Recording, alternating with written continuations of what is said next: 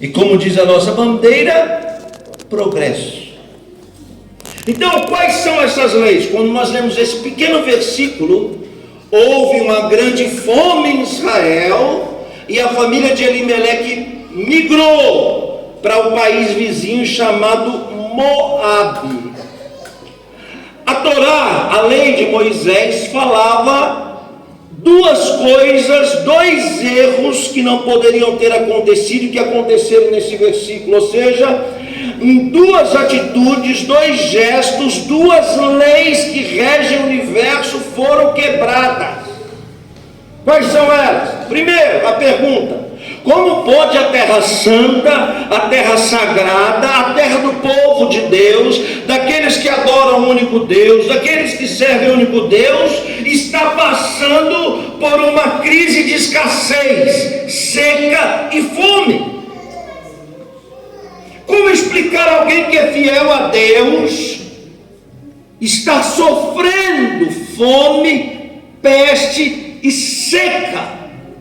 Sendo que o país da fronteira do lado, uma fronteira invisível, está em abundância, está progredindo. É mais ou menos assim: como pode alguém que serve a Deus, um crente fiel, está passando por escassez e o ímpio que mora na frente da casa dele está prosperando? Como pode?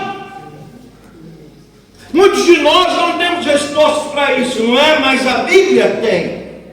Aleluia. Glória. Por que a terra sagrada estava sofrendo escassez? Deus fez uma promessa: se o povo que se chama pelo meu nome se humilhar, orar e se arrepender dos seus maus caminhos, eu virei dos céus, abrirei as janelas do céu. Ele faz uma promessa de bênção, não só para o povo, mas para o território, para a terra. E se a terra pertence ao povo fiel a Deus, não há sentido que essa terra esteja passando por seca. Então por que a terra está passando por seca? É simples: porque essa bênção é condicional. O povo precisa estar sendo fiel para que Deus seja fiel. É Deus.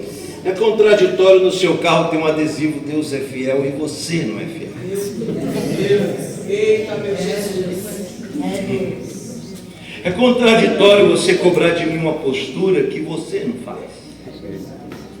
É contraditório você criticar a mim, sendo que muitas vezes você é pior do que eu.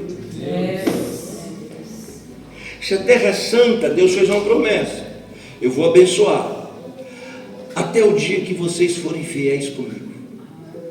Ora, se Israel nesse período está passando por seca, a resposta é simples: é porque o povo se desviou. Se desviou aonde? Foi para o mundo? Não. Continuaram na terra santa, glorificando, exaltando, rodando, plantando bananeira, correndo, chorando, mas infiel. É Deus. Não, vou explicar de novo. Vou dar outro exemplo para você entender. Deus desceu lá no Sinai e falou assim para Moisés: vai lá e fala para o faraó soltar o povo, porque esse povo é meu. Oh, que declaração! Tem coisa mais gloriosa do que Deus dizer assim: vem cá, minha filha, meu filho, você é meu. Oh, que legal, não é legal? Era o povo de Deus que estava lá? Era, mas era escravo. Era o povo de Deus que cantava e dançava? Era, mas era escravo. Era o povo de Deus que parecia e se vestia como o povo de Deus? Era, mas era escravo. Então quer dizer que existem pessoas na igreja que são de Deus? Sim, mas ainda são escravos. Porque para você deixar de ser escravo, não vai depender só de Deus te escolher. Vai depender de você mudar a sua postura. Aleluia. Eu não te conheço, nem sei o seu nome, mas eu preciso lhe dizer uma coisa: se você está vivendo algum tipo de seca na sua vida, a culpa não é de ninguém senão de você mesmo. Em algum ponto você está desviado. Em algum ponto algo está sendo feito de forma errada. Porque a palavra de Deus não pode mentir. Há uma condicional aqui. O Senhor disse: se vocês forem fiéis, eu vou abençoar a terra. E se não forem, não vou. Se Israel está passando por seca, é simples. Se Israel está passando por seca, é porque o povo estava desviado. Onde? Dentro da Terra Santa. Chegou uma fome, assolou a terra. Abimeleque está onde? Lá, no meio da crise. Preste atenção no que eu vou dizer agora. Ele observa a crise, conhecedor dos códigos de Deus. Ele chama a mulher e os 2 filhos e diz assim: olha, o país está em crise.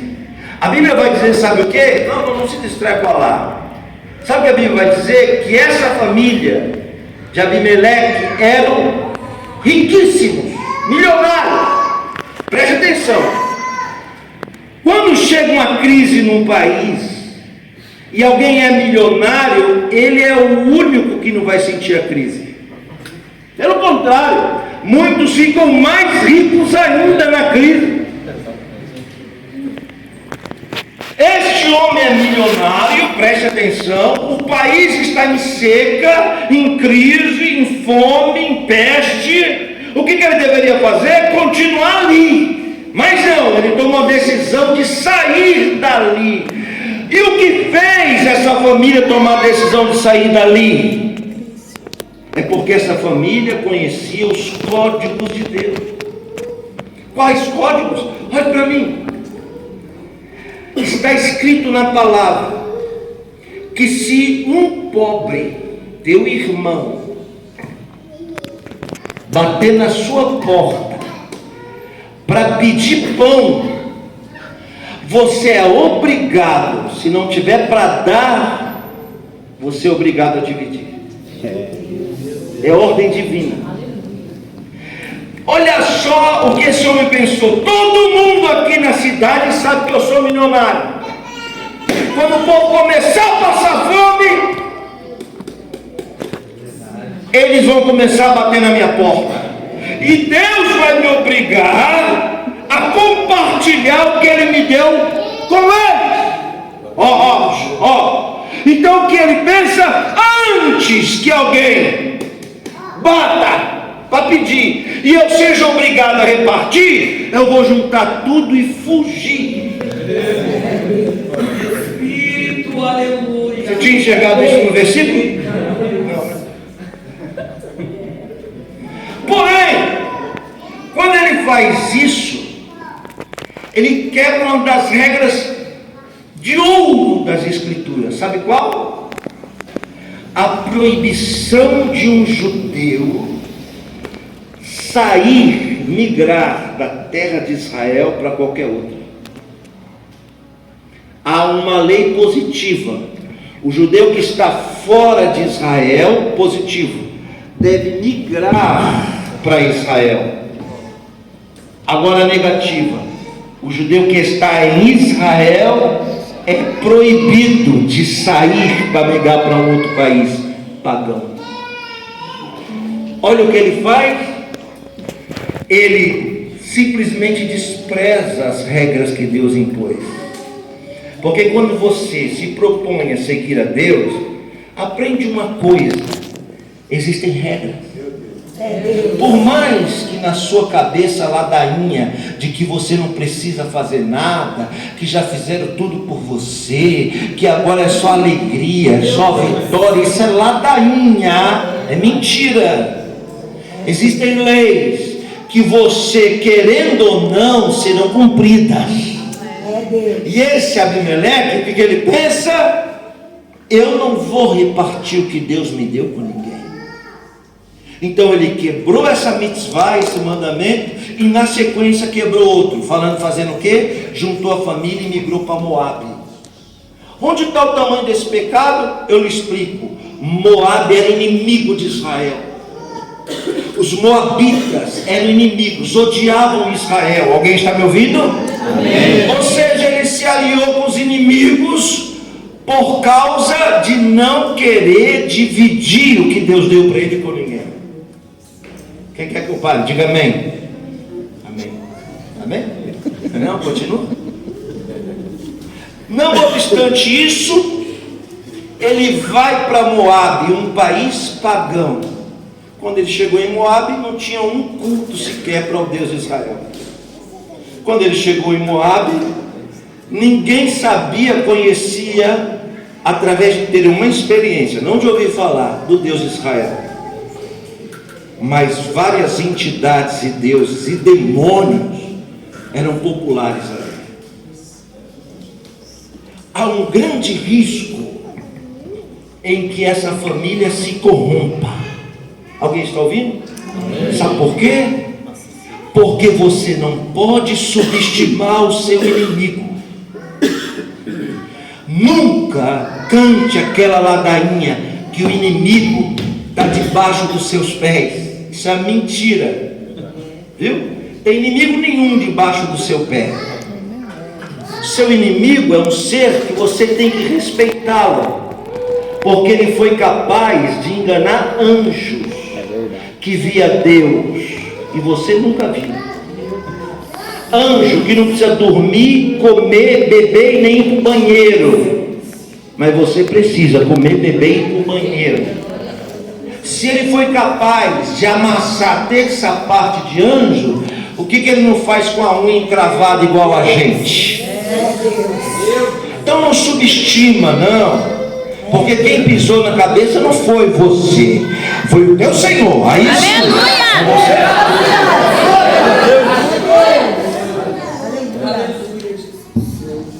o que esse homem faz para não repartir? Grave bem isso que eu estou dizendo, porque é muito sério.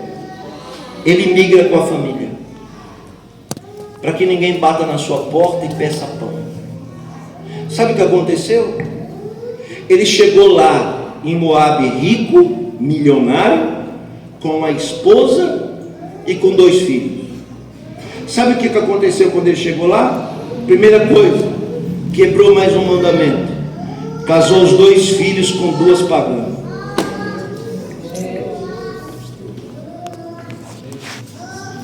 Não vem com essa conversa. Não, eu vou namorar, mas eu vou ganhar ele.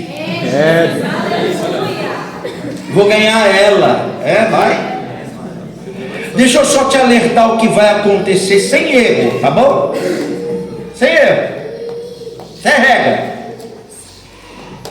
Quando ele casou os filhos com 2 mulheres pagãs, a Bíblia diz que Deus matou ele.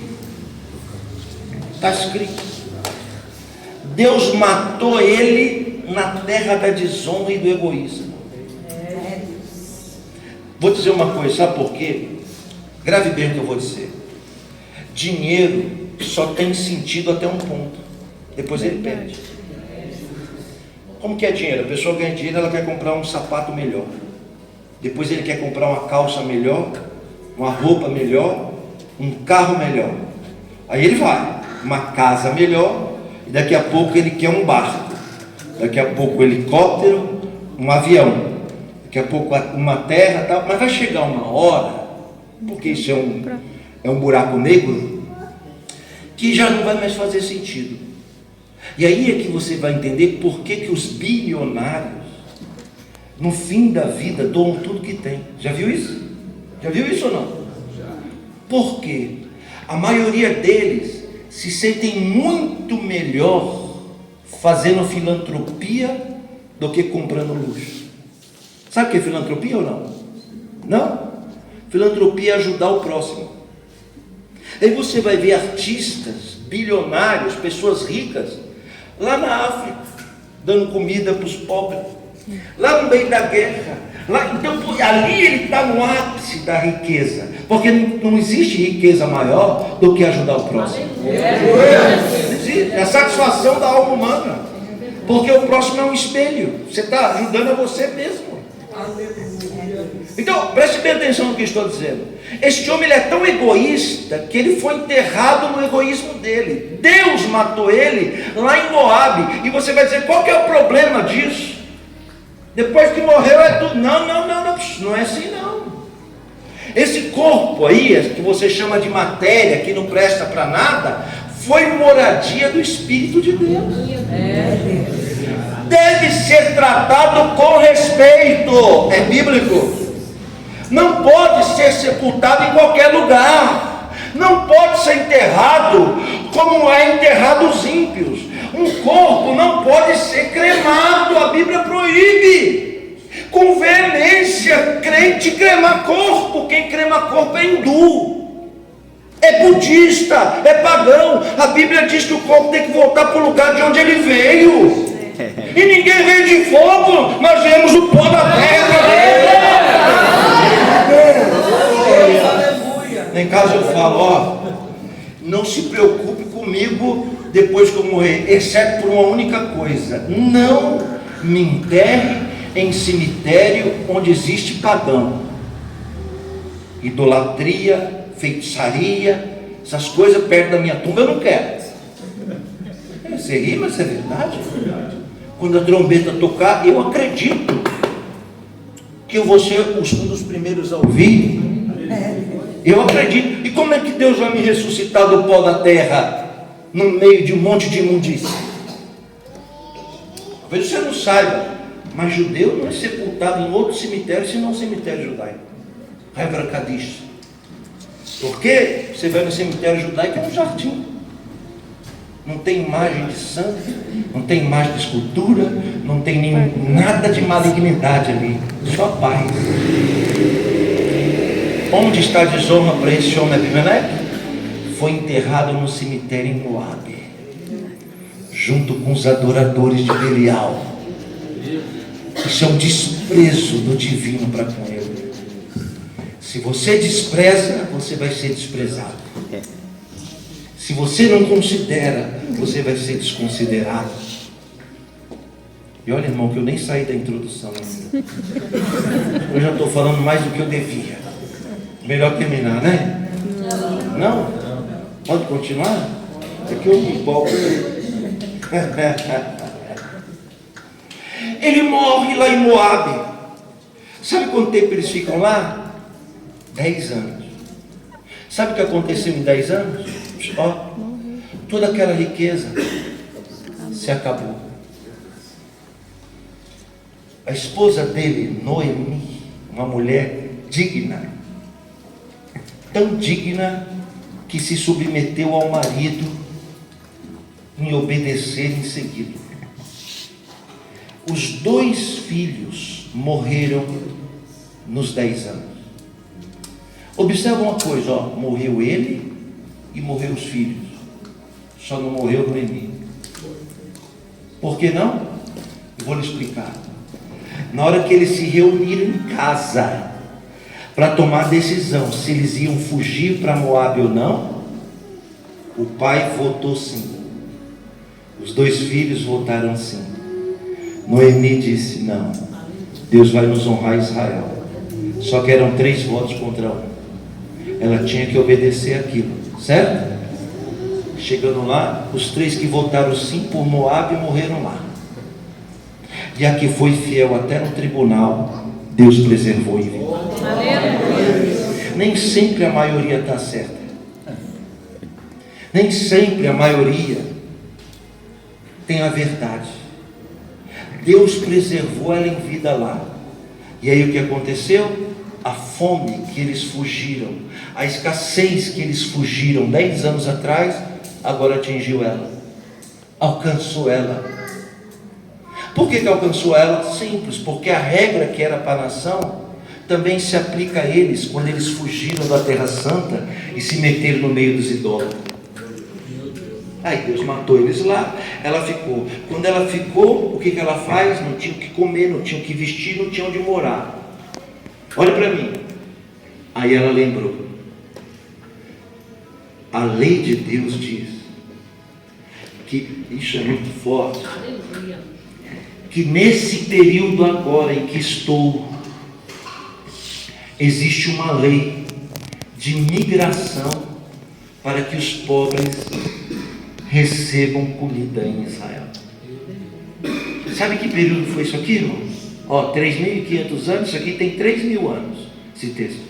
Sabe que período foi isso aqui? Exatamente esse que nós estamos agora. Um período que é chamado em língua hebraica de Shavuot, e que é conhecido por vocês como Pentecostes. Shavuot é conhecido como Festa das Semanas, porque são 49 dias da Páscoa até Shavuot, mais 50. Então, Pente de 5 costes. Então, são 50 dias da Páscoa até o Pentecostes. Alguém está me entendendo? Diga amém. Faz como? Ressuscitou na Páscoa, mas o Espírito veio 50 dias depois, no Pentecostes. Entendeu não? É o prazo. Há uma contagem diária na expectativa desse dia. Este período do ano é também chamado Festa das Colheitas. Ou seja, os grandes agricultores da época, eles tinham a obrigação de dar uma parte da colheita para os pobres. Viu? Você nem sabia disso. Mas Noemi sabia. É importante a gente entender que milagre não é Deus andando com a bandeja no céu, aí ele tropeça, aí o milagre cai na sua cabeça porque os seus olhos são azuis. Né? Não existe por acaso no milagre. Milagre não é por acaso, milagre é provocado. Se você souber as regras do jogo, você vai alcançar o milagre com êxito. Saber como é que funciona o mundo espiritual, você vai conseguir alcançar o que você tem que alcançar, mesmo sem saber. Olha só, eu nunca vim aqui, mas se o GPS não me trouxesse, eu estava procurando até agora. Então, quando você sabe o caminho, você chega antes e mais rápido. Aleluia. Tem muita gente que está na igreja e não sabe o caminho, não sabe como as coisas funcionam.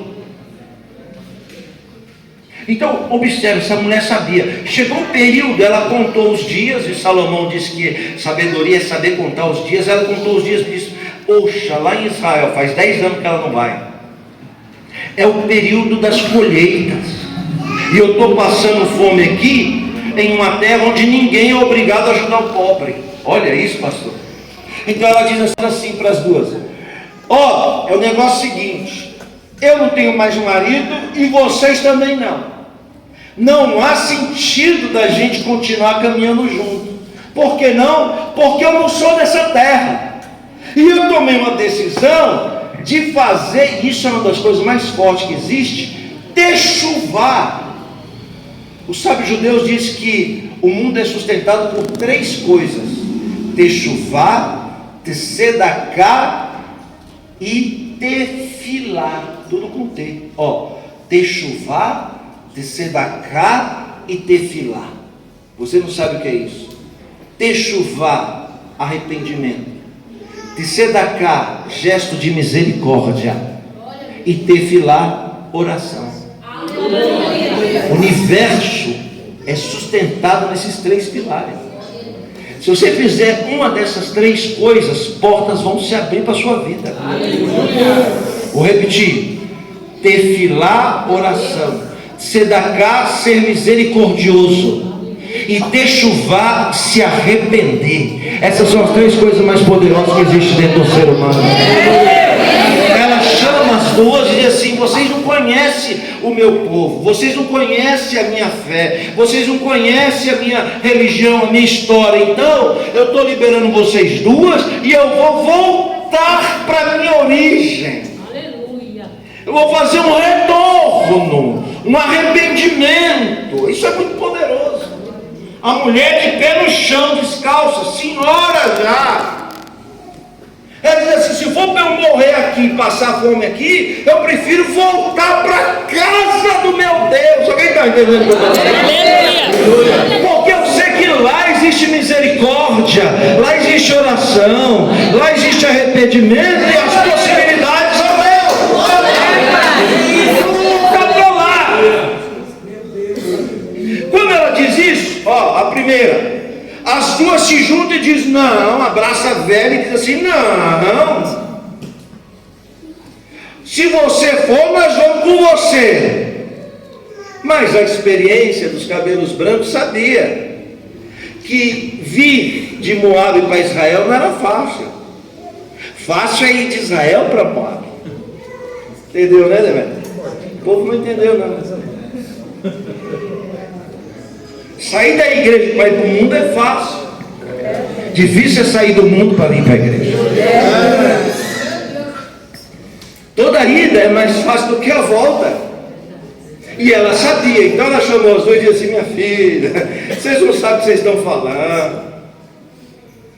Não, nós vamos com a senhora, para onde a senhora for. Agarraram na cintura dela, nós vamos com a senhora, ali minha filha. Não tem necessidade. Vocês são daqui. Se chegar lá, vocês vão estranhar, não vai dar. Não, nós vamos. Só tem uma coisa. Entre Moabe e Israel, a gente vai ter que atravessar uma caminhada de 40 dias de deserto. Não, aqui nós vamos, então tá bom. Só quem já atravessou o deserto sabe como é, né? Quem não sabe fica no oba-oba, é ou não é, pastor? Não, vamos junto, conta comigo. Na hora que o pau quebra.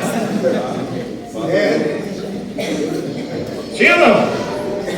Fala para mim, quantas pessoas que te abraçaram e te beijaram, largaram você na travessia do deserto? Porque na hora que o pau quebra, irmão, é só você e Deus. Você precisa saber disso. Ai, eu estou tão decepcionado. É mesmo, Guti? Cadê o homem?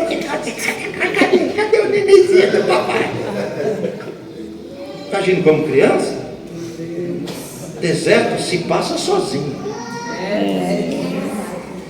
A senhora de cabelo branco experiente diz, minha filha, vocês não vão aguentar. É 50 na sombra. É quente. Nem sandália a gente tem no pé. É só pedra. Não tem água. Não, que nós estamos juntos, que é nós, vamos juntos. Tá bom, então vamos.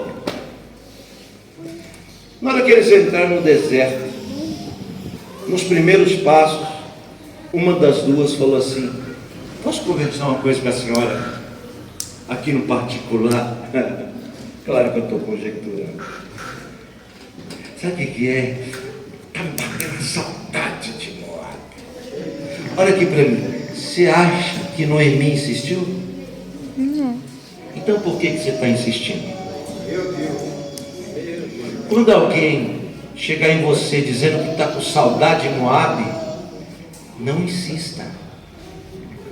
Quando alguém disser assim, ai que saudade de Moabe, não insista.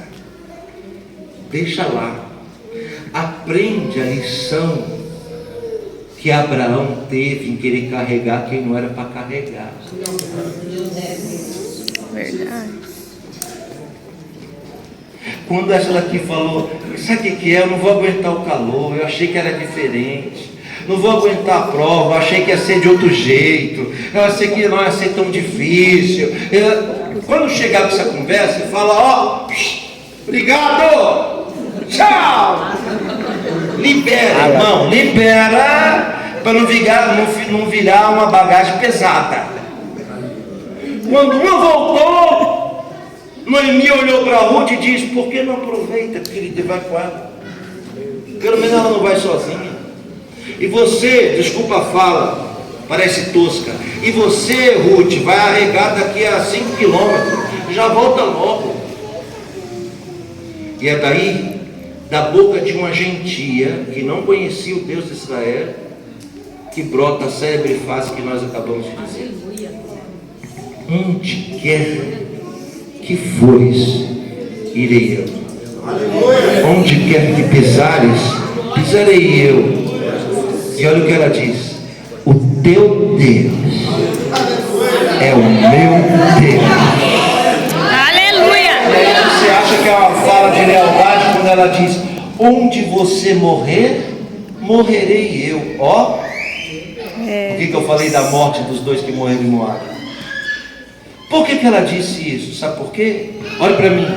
Porque em oculto essa Noemi pregou para as duas. Ensinou para as duas o que o marido delas não ensinou. Quem está me ouvindo? Aleluia. Como os maridos não queriam converter as esposas, eles morreram. Aí ela vai e prega para as duas a mesma mensagem. Olha só, eram duas. As duas ouviram a mesma mensagem, mas só uma creu. Não entendeu de novo, né? Não entendeu de novo. Vou pregar de novo. Eram 10 virgens, mas só 5 creu. Entendeu agora ou não? Amém. De novo. A cada 2 pessoas, só uma vai crer. Nenhuma mensagem pode ser mais eficaz do que 50%. Metade. Quando ela é muito eficaz, é 50%. Eu tenho certeza que no mínimo a metade desse público aqui, quando virar a esquina para comer pastel, não vai lembrar de nada do que eu falei. Tenho certeza. Mas se uma única pessoa que está me ouvindo aqui guardar no coração o que eu estou falando, a minha missão foi cumprida.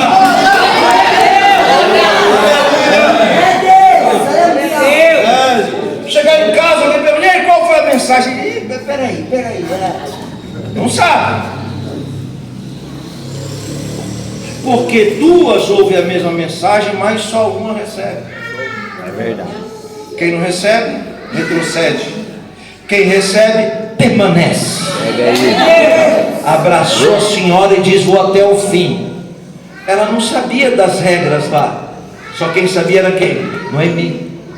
Mas ela confiava tanto naquela Noemi, não pelo que ela falava, mas pela vida que ela vivia. Então ela disse: tem uma coisa diferente com essa Noemi, vou com ela. Quando eles chegam, sabe como é que era o nome da cidade deles? Beit Halem. Em português, Belém. Não era do Pará, não. Beit Halem quer dizer casa do pão. E Belém era uma vilinha pequena nessa época, que depois se tornou ilustre por 2 que nasceram lá. O primeiro, o rei Davi. O segundo, o rei Jesus. Belém é terra de rei. Mas essas não sabiam que esses reis iam nascer lá. Então elas vão para Belém, que é da onde eles saíram. Eu vou pregar só mais 10 minutos, tá bom? Para não te cansar. Amém. Obrigado, irmão, pela sinceridade. Quando elas vão chegando em Belém, com os pés em carne viva, cansados, moribundos, famintos, que eles chegam em Belém é a época da colheita. Qual que é a lei de Deus? É muito forte isso. Felizmente não se ensina a lei de Deus. Mas eu vou falar para você qual é a lei de Deus. Está aqui os colhedores tirando as espigas de milho. Imaginando? Está imaginando? As espigas que caírem no chão não pode ser pegada de volta e jogada no cesto. É uma ordem divina. Que coisa forte, não é? Vou dar outro exemplo para você melhorar, para você entender melhor. Presta atenção. Presta atenção. Suponhamos que isso aqui seja um terreno seu. Terreno? Seu. Bate no peito e diga: meu. Meu. Terreno. Aí você vai e faz uma cerca aqui no terreno. Imaginou? Olha para o terreno baldio e diz: vou plantar umas árvores aí. Vou dar um exemplo. Manga. Aí você vai aqui, manga, enche o terreno de manga. Deu um tempo, virou árvore e brotou. Você plantou mangueira, brotou manga. Aquelas mangas cheirosas, docinha, bem amarelinha. Sabe qual é, né? Fala aí o nome de pelo menos 3 tipos de manga. Manga rosa, coração de boi, espada. Os irmãos aqui entendem de manga. É de pinda, né? Manhangaba. Olha para mim. Está aqui, ó. Está dentro do seu território, foi você que plantou e tem a cerca indicando que o terreno é seu, ok? Aí, eu estou passando lá na rua, preste atenção, lei da propriedade, passando na rua, do outro lado da cerca, olhei e falei, rapaz, mas que manga boa. Eu fui lá, pulei a cerca, subi na árvore, arranquei uma manga e saí comendo. A Bíblia vai dizer que eu cometi o quê? Não, roubo não. Furto. Eu furtei uma manga e isso é crime, segundo a palavra de Deus. Entendeu? Mas o mesmo texto tem uma vírgula. E diz o seguinte: aqui está a manga, o terreno é seu. E olha aqui para mim. Sem intervenção de ninguém, uma manga caiu sozinha da árvore no chão. Quem entendeu? Aí eu vou lá, eu, dono da terra, dono da árvore, dono da manga, eu vou lá e pego a manga que caiu e boto no meu cesto. A Bíblia diz que quem furtou agora foi eu. E eu já pergunto, mas como? Se a árvore é sua, a terra é sua, a manga é sua e você furtou? Não. Era minha enquanto estava lá, eu tinha autorização para pegá-la para mim. Mas se ela caiu sem intervenção humana, ela na verdade caiu porque foi Deus que a fez cair para responder a oração de alguém faminto que vai passar por ali. Ela é a resposta de Deus. É Deus, aleluia. Está escrito isso. Se eu pegar, eu roubei do faminto. Então a lei dizia assim: você não pode rebuscar nada que cair na terra na hora da colheita. Livro de Deuteronômio. É lei. Você diz, não, a lei foi abolida. Se não existe lei, não existe pecado. Pode pecar à vontade, não tem mais regra. Claro que existe lei. Ainda é pecado matar. Ainda é pecado roubar. Ainda é pecado fazer outros deuses. Ainda é pecado adorar deuses estranhos. Ainda é pecado adulterar. Pecado sim. Então quando cai e eu pego, ela sabendo dessa lei, ela vai bem no período da colheita. Olha o que acontecia, olha aqui para mim. Os colhedores das espigas vão colhendo, e atrás dele vem um exército de pobres. Tudo pobre, esperando das espigas que rebustavam dos pés. É muito forte isso. Preste atenção no que eu estou dizendo. A Bíblia vai falar de um personagem chamado Boaz. Sabe quem era Boaz? Parente de Abimeleque, ex-esposo de Noemi. O que eu falei para você sobre duas pessoas que recebem a mesma mensagem? Abimeleque estudou na mesma escola religiosa que Boaz. Só que Abimeleque não pôs em prática o que aprendeu. E Boaz pôs em prática tudo o que aprendeu. Deus abençoou Boaz na escassez. Então Boaz chamava todos os seus cooperadores e dizia assim: na hora de colher, o que cair no chão vocês não pegam. Deixa que é a resposta da oração de Deus para o necessitado. Vou terminar, que os irmãos já estão agoniados. Sim, tá sim, eu já estou vendo aqui. 30 anos pregando, eu não vou perceber. Aonde que não é? Isso aqui é mensagem prateleira muito alta, né? Para girafa comer, né? Está acostumado com. Aí não consegue. Mas vamos lá, vou terminar para você, para não te incomodar tanto. Para não te incomodar tanto, você está agoniado para comer uma pizza, que eu sei. Não tem relógio aqui? Não. Para não ter tempo mesmo. Ó, preste atenção. Quando ela vem, Noemi vem junto com Ruth, a senhora não aguenta baixar.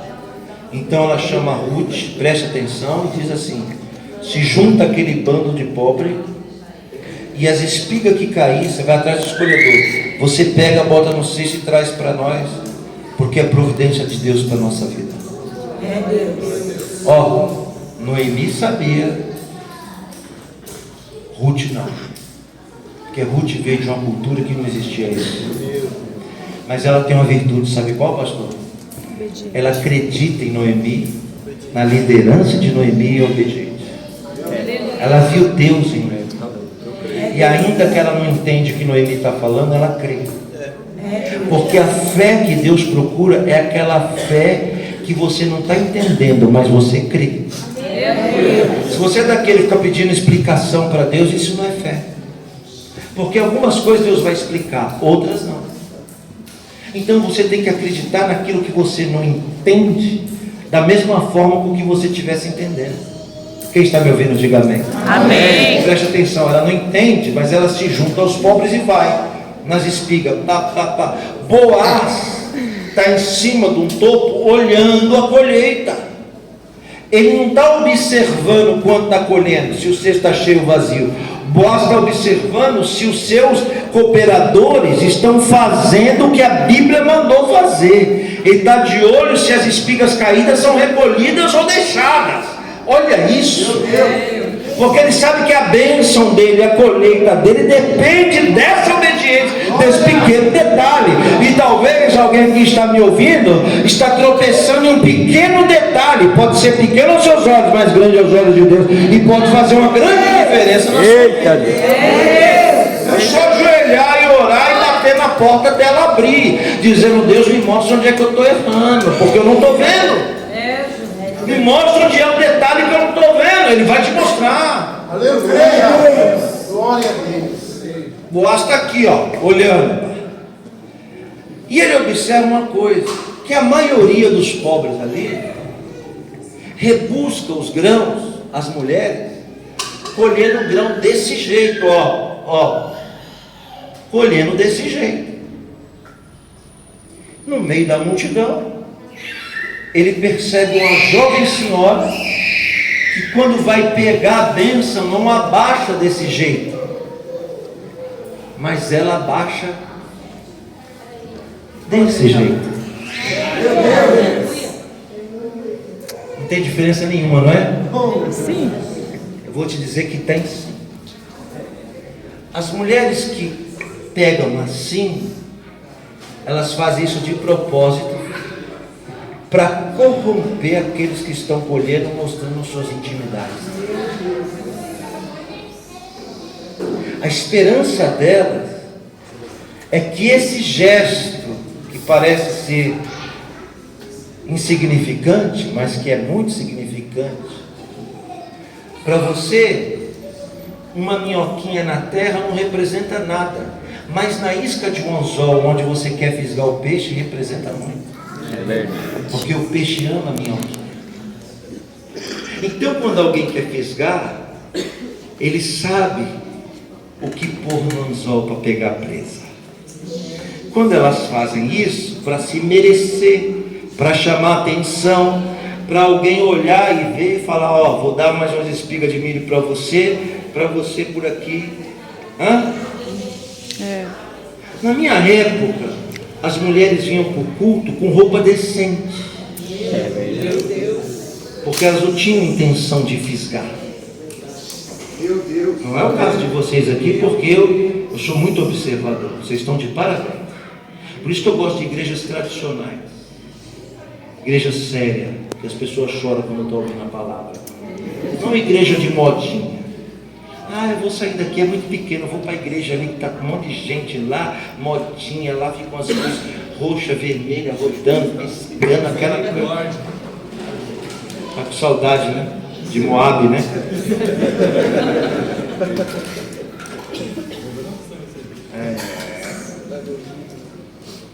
Quando me chamam para ir nesses lugares, eu vou porque é meu ofício.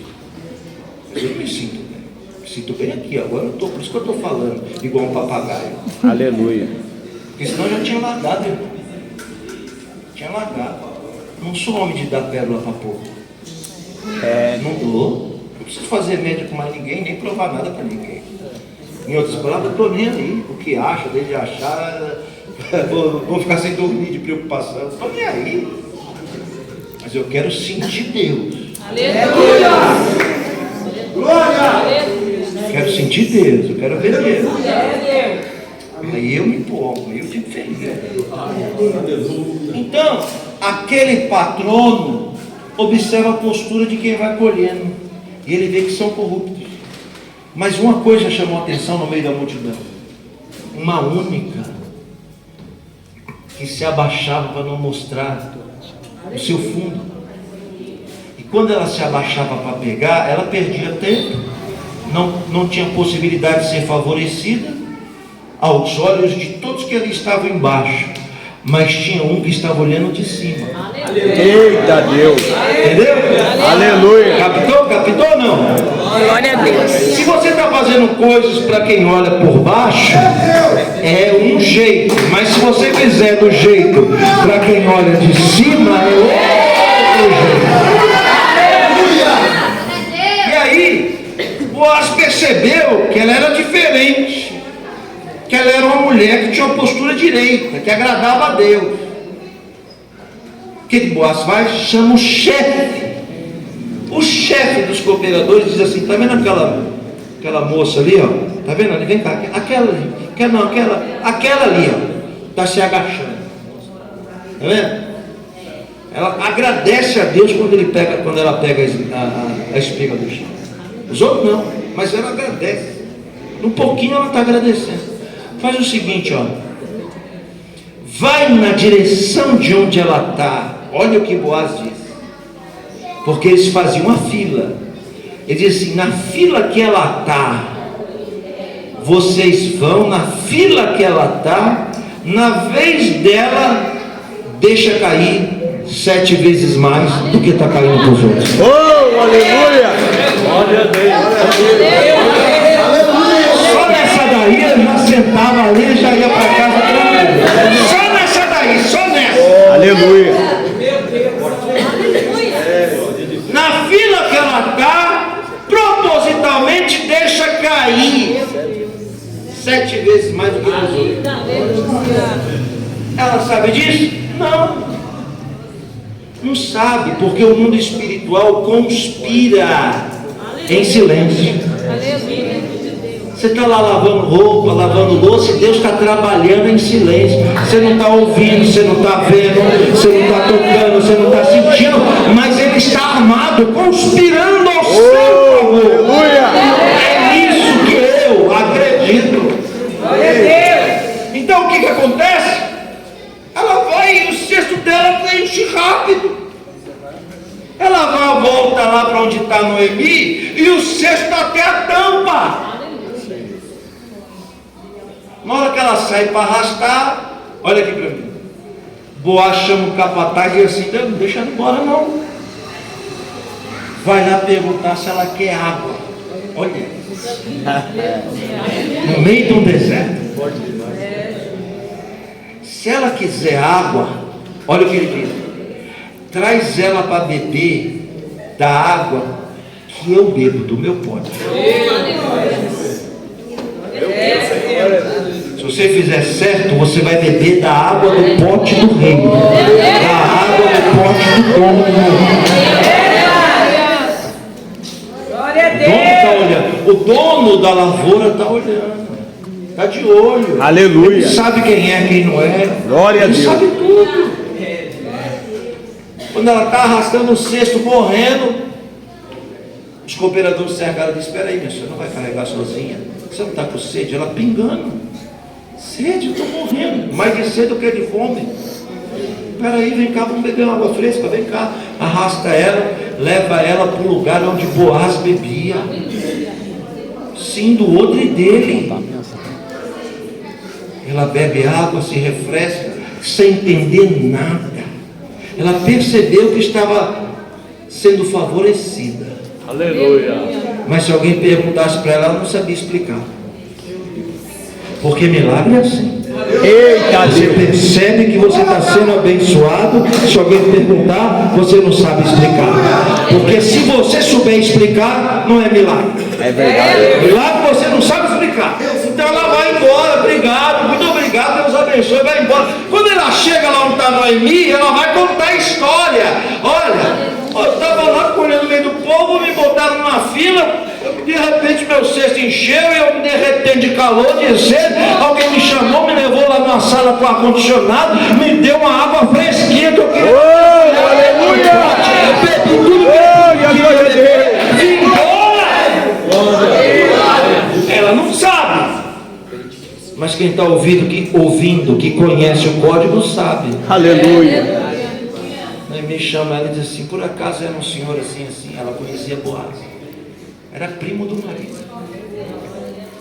Era um senhor desse mesmo. Tá certo. Por que será? Você não entende agora, você vai entender depois. Aleluia! Vou correr aqui, tá? Porque essa aqui é uma mensagem que eu pregava lá na sinagoga, nessa época do ano. Ela só pode ser pregada nessa época do ano, porque ela é uma porta espiritual. Na verdade, eu demorei 4 semanas para pregar ela. Eu estou pregando aqui em 40 minutos. Que existe muita minúcia aqui dentro. Então eu vou correr para vocês não estarem cansados. Olha o que vai acontecer. Ela chama Noemi e diz assim: hoje à noite você vai lá no acampamento onde eles guardavam a colheita. Tinha um acampamento. Os países vizinhos vinham roubar de madrugada. Vai lá que vai estar todo mundo lá. Lá você vai encontrar esse Senhor dormindo. E você vai descobrir os pés dele e encostar os pés dele nas suas costas. Vai deitar na cabana onde ele está. Só que antes você vai fazer 3 coisas. Primeiro, você vai se banhar. Segundo, você vai se ungir. E terceiro, você vai vestir a sua melhor roupa.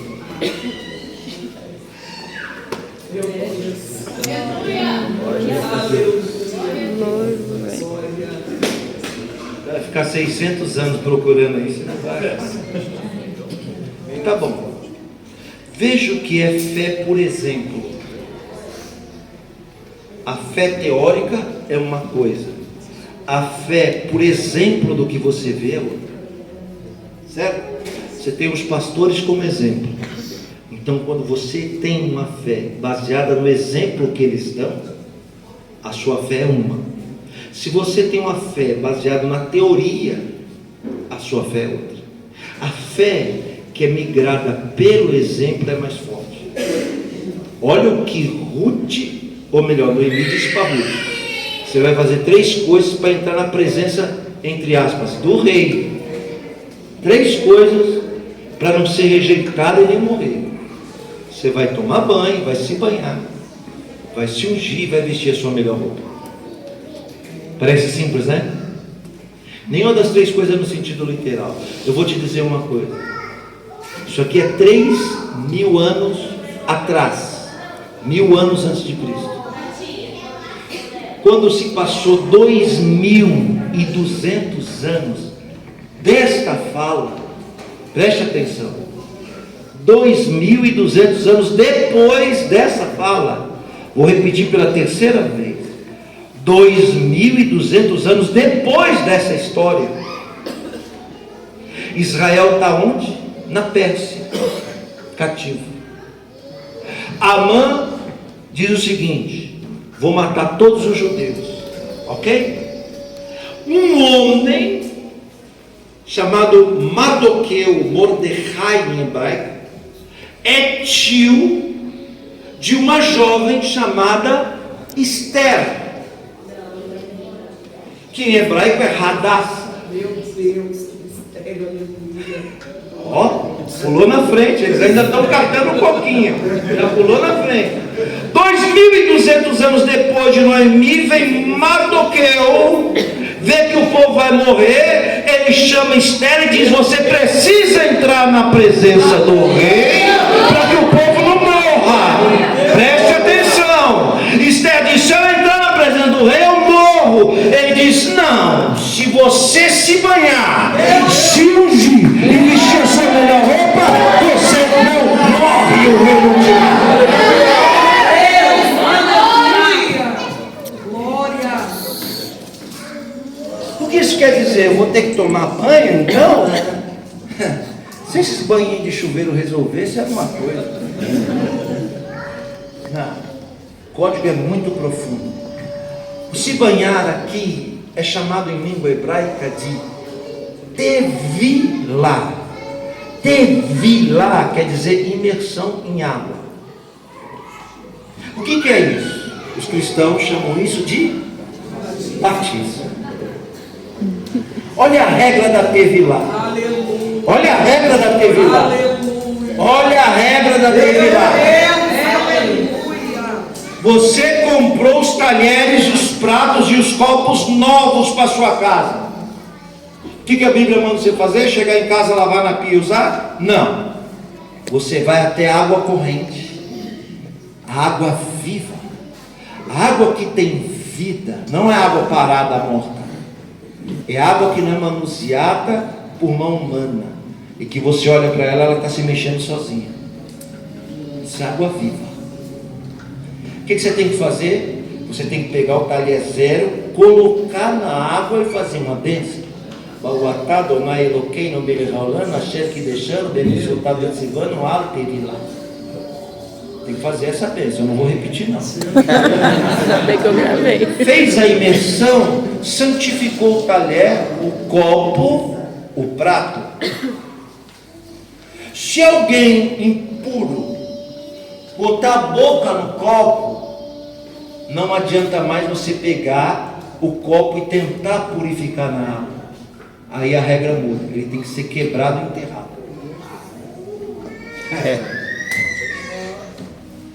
Porque não vai tirar a impureza daquilo que tocou. É por isso que João Batista prega o seguinte: ei, vocês mergulham copos em água, sendo que quem precisa ser purificado é vocês, porque o copo é santo, mas a boca de vocês é impura. Eita. Meu Deus. Observou? Por isso que ele é um revolucionário. Então, olha só o que ele disse olha só o que Noemi disse para essa Ruth: você não pode entrar de qualquer jeito, senão vai dar errado. Então o que você vai fazer? Você vai fazer uma imersão em água viva. Se banhar é mergulhar 7 vezes em água corrente. Não entendeu? Naamã general, Eliseu olhou e disse: quer ser curado dessa lepra aí, dessa impureza? Lepra é impureza? Vai lá no rio Israel, mergulha 7 vezes no rio. Mandou mergulhar onde? Onde? No rio. Que rio? Só tem um lá, Jordão. A água vai correndo, a água está viva. Se ele mergulha na piscina, na bacia, qualquer lugar, não funciona. Ele tem que fazer 7 imersões na água viva. Na primeira não funcionou, na segunda não, na 7ª ele foi curado da hanseníase. O que é essa daqui? Fala para ela: ó, você veio de idolatria. Seus antepassados fizeram pacto com Deus estranho. Então talvez a sua vida está travada porque você não fez essa imersão, que vocês chamam de batismo. Que muita gente diz: batismo não tem o quê? É a quebra da ancestralidade negativa. Claro que tem. Agora olha o que vai acontecer: vai lá e se banha. Ela foi e fez a imersão em água. Quando ela voltou, ela diz: agora você vai se ungir e você vai vestir a sua melhor roupa. Eu poderia gastar 40 minutos aqui no ungir e mais 40 na roupa, mas eu não vou continuar a pregação, porque senão o pastor não me chama de novo, né? Aí o Demétrio vai me chamar de novo para eu pregar a segunda parte. O senhor vem lá de Brasília, vem lá de longe para ouvir a segunda parte. Não é melhor assim? Não. Por que não? Porque não há Demétrio. Vocês querem comer tudo de uma vez? Vocês estão com fome assim? Demétrio Vai ficar empanzinado? Vamos orar.